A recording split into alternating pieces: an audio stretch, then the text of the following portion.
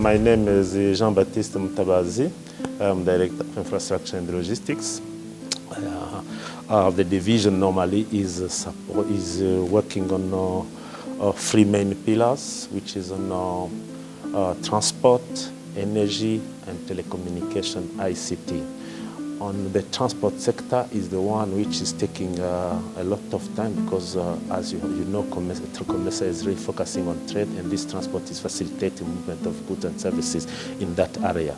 So the biggest program that we have now in transport, I start by the first one that we are implementing as a tripartite program with SADC and ESC. This program is facilitating harmonization of all policies which are developed by ESC, SADC and COMESA, so that because transport you are going through each country, they don't look at if you are ESC or SADC. So we need to have a common standards, and this is a big program which is funded by European Union and is helping her to facilitate trucks moving along the whole tripartite region.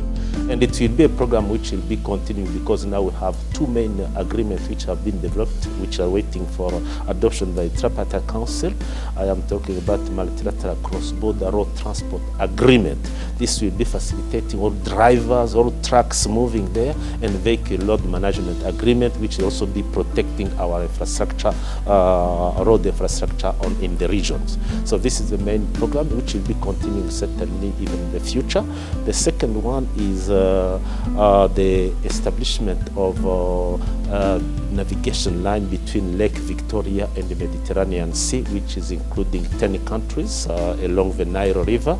This one we have done first feasibility study. We are going to do second phase of feasibility study. We don't have yet the whole budget, but African Development Bank has already given 2 million that we are going to work, but the European Union so is coming on. So these are the main program that we have. A third one is establishment of corridor trip monitoring system. This is a very important program as well because it will be facilitating the movement of goods and services, being able to track all drivers along the whole regions, so that now you can know how time this truck has spent at the border, how if there is even fighting cabotage. A country like Zambia, for instance, cabotage is a critical point. People who are selling product while they are supposed to be transiting in the country. This is a critical one. If someone does it with this system, we'll be helping people to understand. But also the project which is being funded by European Union, the supported to air transport sector development, where we are supposed to facilitate the implementation of single African air transport market, which is a flagship of the African Union, but also to support our civil aviation authorities in the region, just reviewing their policies or even improving air navigation system. On the energy side, I can talk with the big problem we have been working on. It was this interconnector between Zambia and the interconnectors between Zambia, Tanzania, and Kenya. Usually it's called ZDK.